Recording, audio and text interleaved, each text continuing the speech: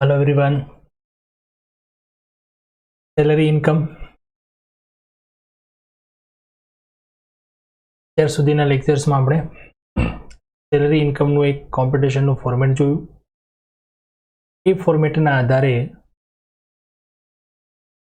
સેલરીની ઇન્કમની calculation કરવા માટેના જે અલગ અલગ પ્રોવિઝન્સ ને અલગ અલગ જે રૂલ્સ રેગ્યુલેશન્સ જે આપણે ઇન્કમ આપેલા છે એના વિશે આપણે અત્યારે ડિસ્કશન કરીએ છીએ. જેમાં અલાઉન્સીસ આપણે અત્યાર સુધી કમ્પ્લીટ કર્યા. ત્યાર પછી પરક્વિઝિટ્સમાં પણ ખૂબ જ અગત્યની પરક્વિઝિટ્સ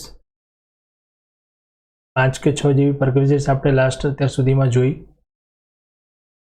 આજના લેક્ચરમાં પણ આપણે એવી જ કેટલીક પરક્વિઝિટ્સ જોઈશું અને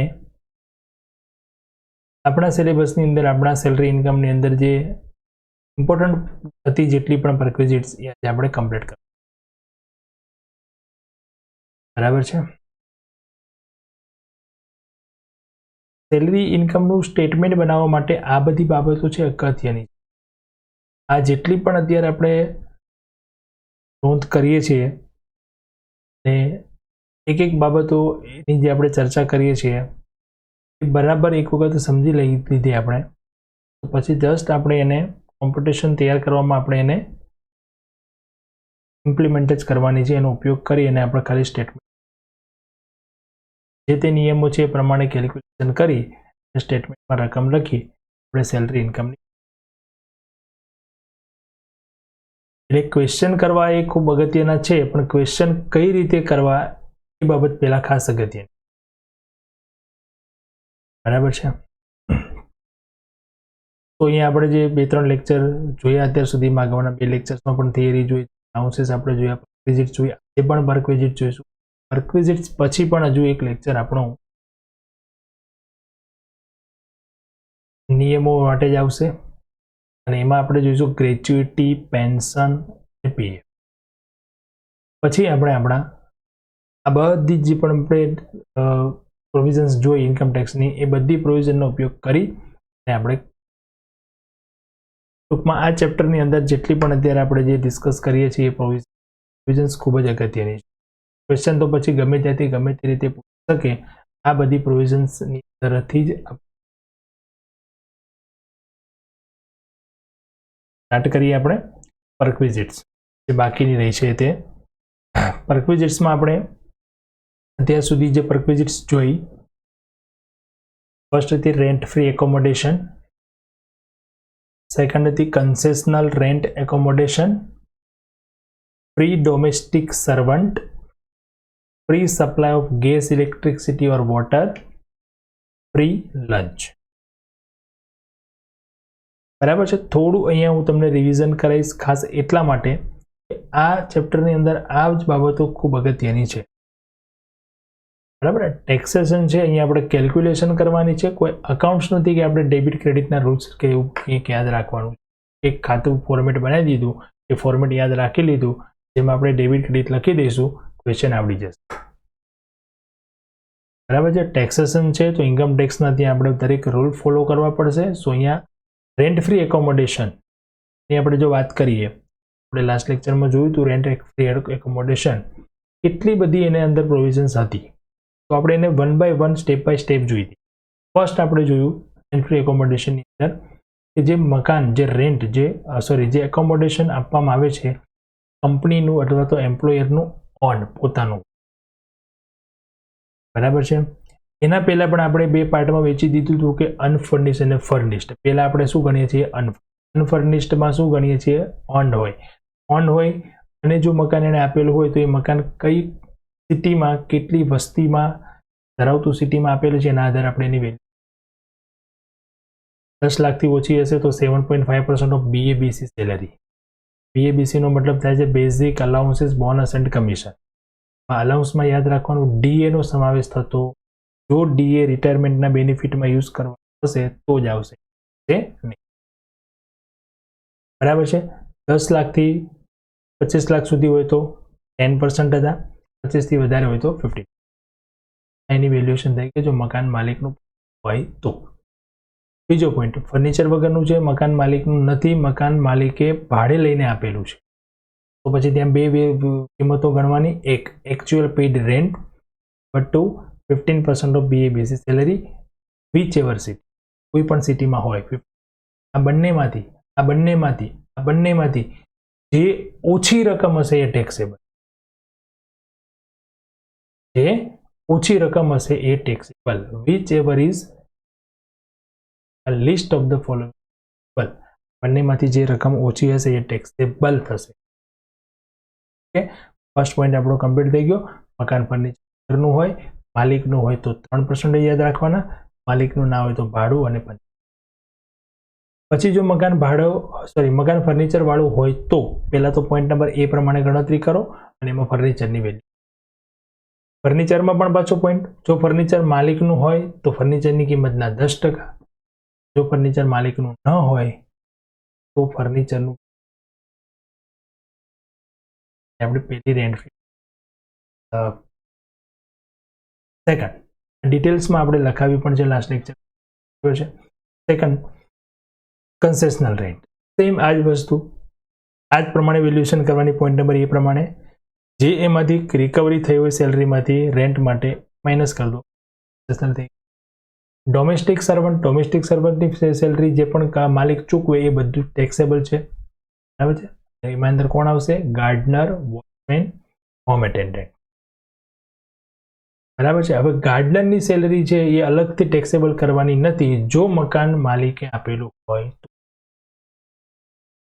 બરાબર છે. સર્વન્ટ માટે ખાસ અગત્યનું હતું. ગેસ, ઇલેક્ટ્રિસિટી, વોટર માટે હતું કે જો પર્સનલ પોતાના ઇન્ટરનલ રિસોર્સિસમાંથી કંપની પ્રોવાઈડ કરતી હોય તો એકચ્યુઅલ કોસ્ટ.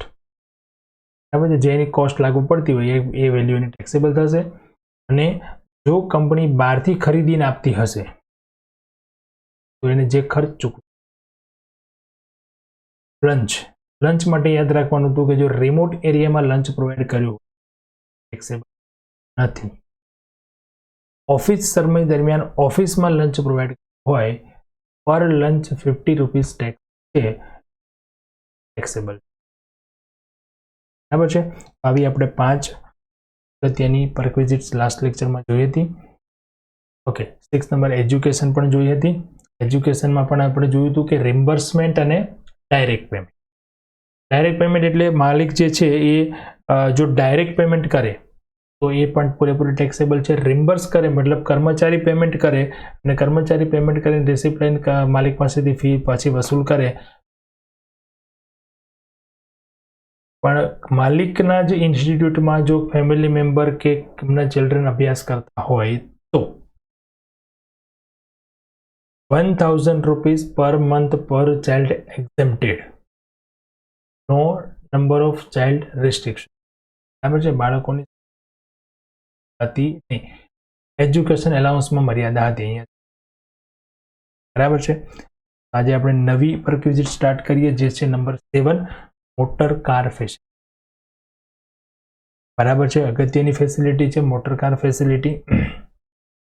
નંબર 1. હવે અહીંયા પણ જો કઈ સિચ્યુએશનમાં કઈ વેલ્યુએશન થશે યાદ રાખજો. When the motor car is owned or hired by employ. પણ કીધું એમ્પ્લોયર એટલે કે માલિક. માલિકની પોતાની કાર હોય અથવા માલિકે ભાડે લઈને કાર કર્મચારીને આપી હોય તો એની વેલ્યુએશન કઈ રીતે કરીશું. Number 1, if the motor car. હવે અહીંયા કારનો યુઝ ક્યાં થાય છે એના પર ડિપેન્ડ છે. If the car is used by employ for official purpose only. આ કારનો ઉપયોગ કર્મચારી ફક્ત અને ફક્ત ઓફિસ પૂરતો કરતો હોય તો એક્ઝેમ્પ્ટેડ. માલિકે આપી વસ્તુ માલિકના જ માટે ઉપયોગમાં કરવાની છે. કઈ રીતે ગણ? કર્મચારીને શું મળ્યું? કશું જ નહીં. કર્મચારીને કંઈ મળતું નથી. માલિકે કાર આપી અને કારનો ઉપયોગ માલિક માટે જ કરવાનો છે. બરાબર, કંપની માટે જ કરવાનો છે તો કર્મચારીને કોઈ નથી. સો એક્ઝેમ્પ્ટેડ. સેકન્ડ થિંગ છે if the motor car is used by the employee for personal purpose only. ફક્ત પર્સનલ પર્પઝ માટે યુઝ કરતા હોય and all expenses met by employer. જો આ કાર આપી છે કોણે? માલિકે. યુઝ ક્યાં થાય છે? પર્સનલ. ખર્ચાઓ પણ કોણ ભોગવે છે? માલિક. then valuation of car is as તો એ ટેક્સેબલ થશે પણ એની વેલ્યુએશન આ પ્રમાણે.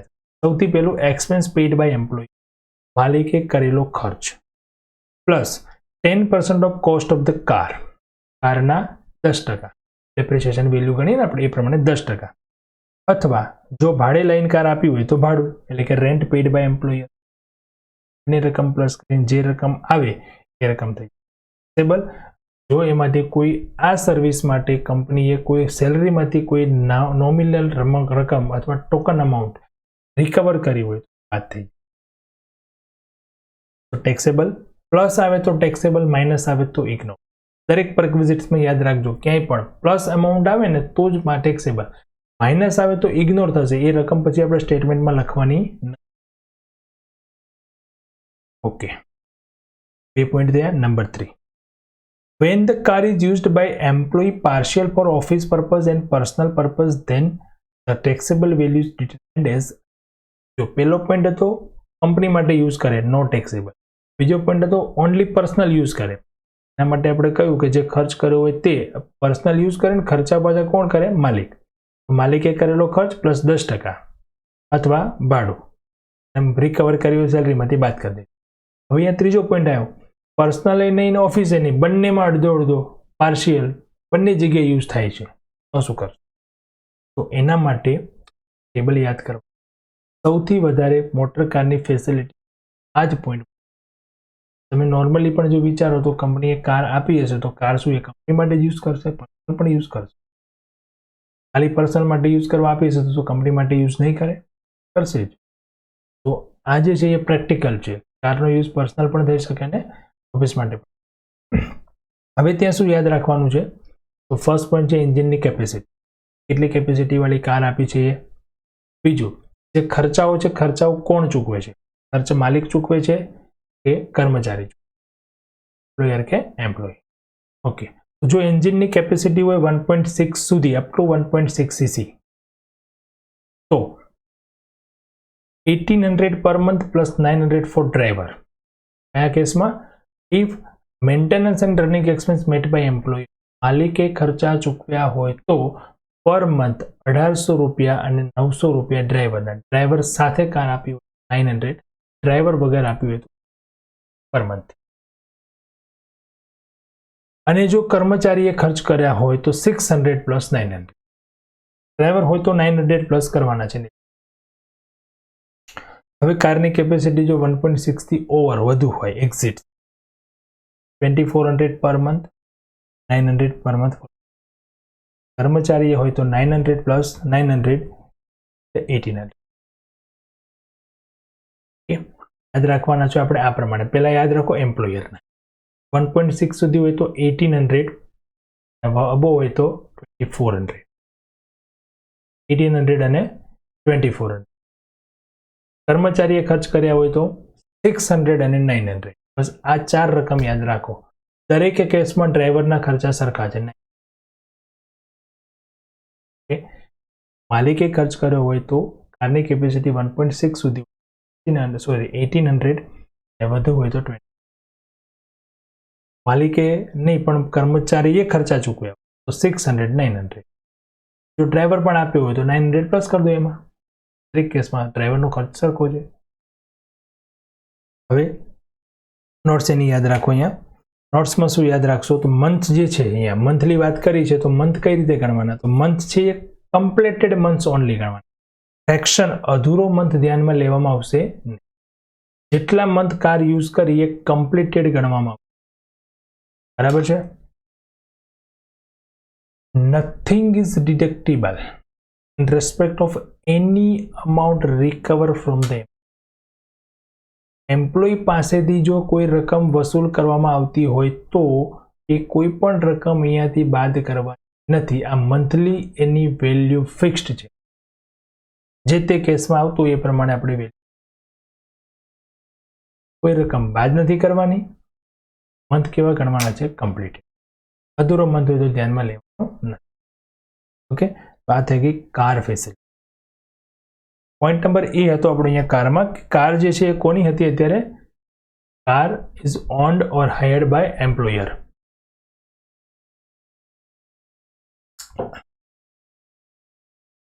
Okay, when the car is owned or hired by employee. હવે કાર કોની છે? એમ્પ્લોયીની પોતાની. ફર્સ્ટ ફરી પાછો યુઝ અહીંયા, જો એક કારનો use expense made by him છે, પોતે જ ખર્ચ કરતો હોય, and that it is not perquisite. એ કાર છે, પોતે ખર્ચ કરે છે, ગમે તેમ યુઝ કરી શકે.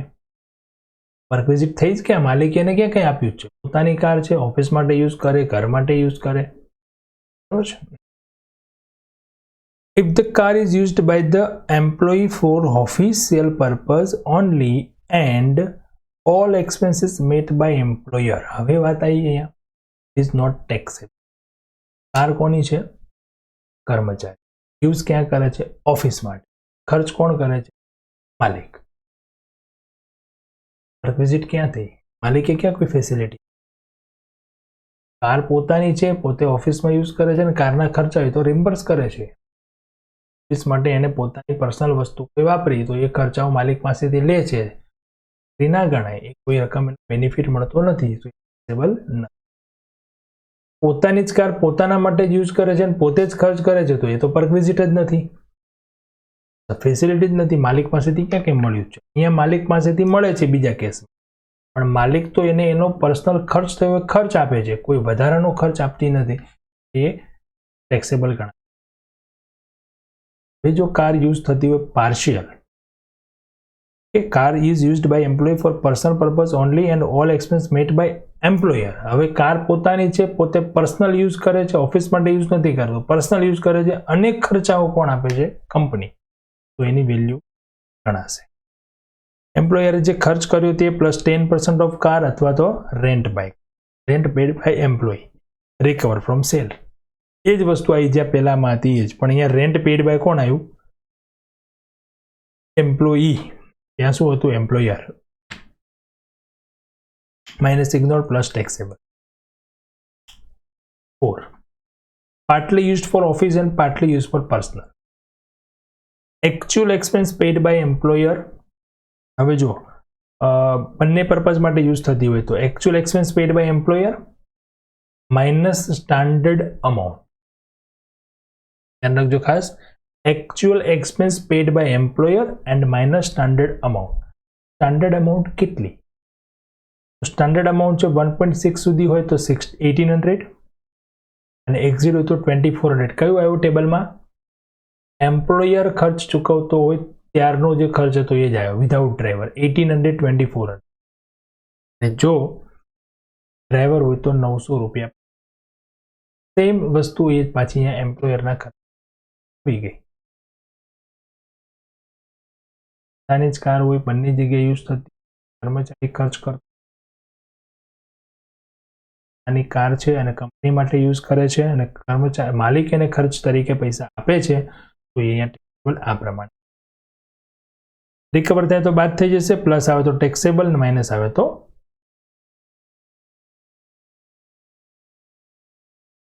આ થઈ ગઈ કાર ફેસિલિટી.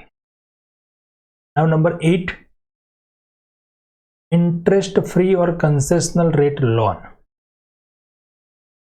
ઇન્ટરેસ્ટ ફ્રી એટલે વગર વ્યાજની અથવા કન્સેશનલ રેટ ઓછા વ્યાજની લોન. કંપની તરફથી કર્મચારીને લોન મળે તો એ પણ એક ફેસિલિટી છે, બરાબર. માલિક છે એ કર્મચારીને વ્યાજે પૈસા આપશે તો ઘણીવાર એવું કર્મચારીને એડવાન્સની જરૂર પડે તો ફ્રીમાં આપે, એટલે વગર વ્યાજે પૈસા આપે, પગારમાંથી પછી વસૂલાત કરી લે, અથવા ઓછા વ્યાજે આપે, પણ અહીંયા ફેસિલિટી ટેક્સેબલ છે. પણ અહીંયા અમુક સંજોગોમાં એ એક્ઝેમ્પ્ટ છે. તો પહેલાં એ જોઈએ કે ક્યારે એક્ઝેમ્પ્ટ છે. તો ફોલોવિંગ કેસીસમાં એ ફૂલ્લી એક્ઝેમ્પ્ટ છે. Number 1, amount of loan does not exceeds 20,000. 20,000 રૂપિયાથી ઓછી રકમની લોન લીધી હોય તો એ નથી. 20,000થી વધારે રકમની લોન લેશે તો ટેક્સેબલ, બરાબર. બીજું, loan is provided for medical treatment of an SSC family member in respect of diseases specified in rule number 3. Income tax એક્ટમાં ઇન્કમટેક્સ રૂલ્સ પણ બનાવવામાં આવ્યા છે અને રૂલ્સ જે છે એમાં 3A નો એક નંબર છે, રૂલ્સ નંબર 3A, એના અંદર અમુક સ્પેસિફાઈડ ડાઇઝીસ આપી, અમુક સ્પેસિફાઈડ રોગોના નામ આપેલા, બરાબર છે, ટીબી, ડાયાબિટીસ, હાર્ટની અમુક બીમારી છે વગેરે. તો એવી કોઈ પણ બીમારી માટે ફેમિલી મેમ્બરમાં કોઈ પણ બીમારી માટે મેડિકલ ટ્રીટમેન્ટ માટે કેટલી પણ લોન લે કર્મચારી, પહેલી રકમ આપી દીધી 20,000 થી વધુ હોય તો ટેક્સેબલ છે, ઓછી હોય તો ટેક્સ નથી. બીજું બીમારીની મેડિકલ ટ્રીટમેન્ટ માટે રકમની કોઈ લિમિટ નથી, ગમે તેટલી લોન લીધી હોય, પણ રીઝન શું હોય, medical treatment of member for the diseases in specified rule number. એના રૂલમાં જે પણ ડાઇઝીસ સ્પેસિફાઈડ કરેલી છે, કોઈ પણ ડાઇઝીસની મેડિકલ ટ્રીટમેન્ટ લોન લે, બરાબર. આ સિવાય એની અધર, આની સિવાય કોઈ પણ લોન લેશે તો એ ટેક્સેબલ ગણાશે. એટ ધ રેટ, કેટલી ટેક્સેબલ ગણાશે? તો at the rate of interest charged by SBI as on the first day of the relevant previous year. આપણું રિલેવન્ટ પ્રીવિયસ યર 1920 એટલે કયું છે 1419. એટલા ટકાથી એ ટેક્સેબલ ગણાશે જેટલું એસબીઆઈમાં રેટ હશે એટલાથી, બરાબર છે. એટલે માની લો કે એસબીઆઈમાં રેટ 10% છે અને માલિકે એને લોન જે આપી, લોન 5% આપી, પરના 5% અથવા ફ્રીમાં આપી તો 10% જેનું વ્યાજ થાય છે લોન, એને ફેસિલિટી પ્રોવાઈડ કરી કે સવલત આપી કે ટેક્સેબલ સેલરી ગણાશે, બરાબર. નંબર 9 છે transfer of movable asset. Number 9 શું છે? Transfer of movable asset. Movable asset એટલે ખસેડી શકાય એવી કોઈ પણ મિલકત જેનું ટ્રાન્સફર એટલે માલિકે કર્મચારીને વેચીને આપી દીધી, ટ્રાન્સફર મતલબ વેચાણથી આપી દીધી, બરાબર. તો માની લો કે કાર પણ મૂવેબલમાં આવી શકે. કાર છે એ માલિકે વાપરી હોય ત્યારે 8-10 વર્ષ સુધી જૂની થઈ ગઈ, પછી એ કાર કર્મચારીને એકદમ ઓછા ભાવે આપી દે તો એ મૂવેબલ એસેટનું ટ્રાન્સફરની ફેસિલિટી. કોમ્પ્યુટર છે, લેપટોપ છે, ક્લબ ફીઝ છે, ક્લબની કોઈ મેમ્બરશિપ છે, બરાબર. આવી બધી વસ્તુ જે છે એ કર્મચારીને માલિક તરફથી ઓછા ભાવે અથવા નજીવા ભાવે મળતી હોય એ ટેક્સેબલ. કઈ રીતે એની વેલ્યુ નક્કી કરીશું? Taxable value of these facilities determined as under first original cost. પહેલા તો જે પણ મિલકત છે એની original cost for the employee, જ્યારે માલિકે ખરીદી ત્યારની એની પરચેસ પ્રાઇસ અથવા તો એની ઓરિજિનલ કોસ્ટ, એમાંથી માઇનસ કરો ડેપ્રેશિએશન. કેટલો ડેપ્રેશિએશન? ડેપ્રેશિએશન બાદ કરવાનો ફોર કમ્પ્લીટેડ યર્સ, ખરીદ્યું ત્યાંથી લઈને અત્યાર સુધીના પૂરા વર્ષનો ઘસારો બાદ કરવાનો, અધૂરું વર્ષ નહીં, પૂરા વર્ષનો, બરાબર છે, બાદ કરો. ત્યાર પછી જે રકમ આવે એ રકમમાંથી કર્મચારી પાસેથી જે રિકવર કરી હોય એ રકમ બાદ કરો, જે આવે ટેક્સેબલ વેલ્યુ, બરાબર છે. પણ અહીંયા ધ્યાન આપો ખાસ, જે ડેપ્રેશિએશનની વાત કરી છે એ ડેપ્રેશિએશન કેટલો ગણવો, કેટલા પર્સન્ટેજ, એના માટે, બરાબર.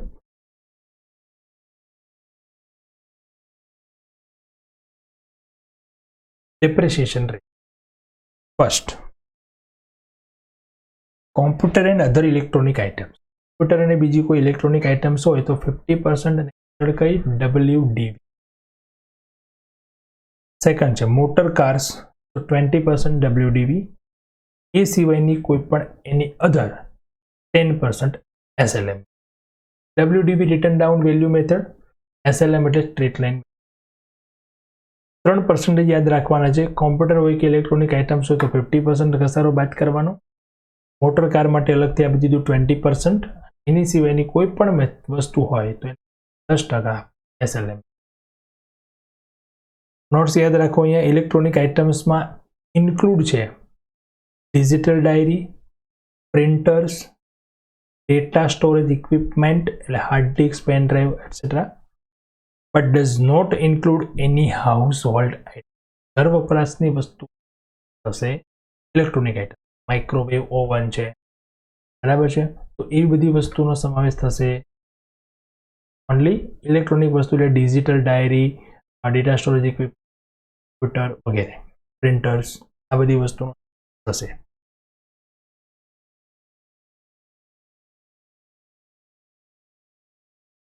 Number 10, club facility.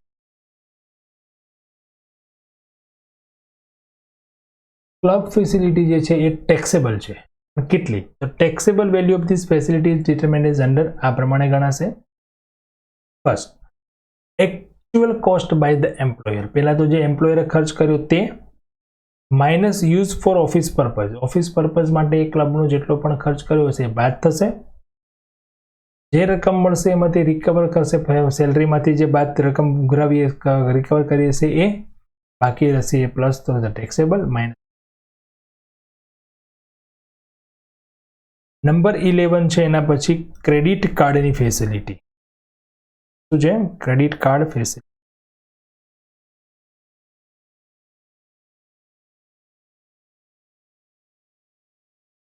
ક્રેડિટ કાર્ડની ફેસિલિટી પણ એ પ્રમાણે જ છે. જો ટેક્સેબલ છે અપ ટુ પર્સનલ યુઝ.